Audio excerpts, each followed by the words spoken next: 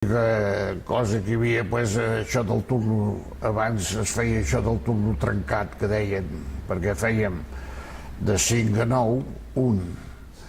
En acabat el segon turno feia de 9 a 1. Nosaltres entràvem a la 1 i plegàvem a les 5 de la tarda. I acabat, quan hi havia molta feina en aquell temps, els que plegàvem a les 9 ens podíem quedar a fer 2 hores extres al dematí fins a les 11. A les 11 anava a dinar, amb bicicleta a Palou, que ja era casat, pujava i a les 5 de la tarda tornàvem a plegar, però també acabat ajudaven els muntadors a muntar les màquines i anar practicant com funcionaven les màquines i com s'espatllaven, si podies saber-les arreglar més o menys, i quan les teníem arreglades plegàvem a les 7 de la tarda.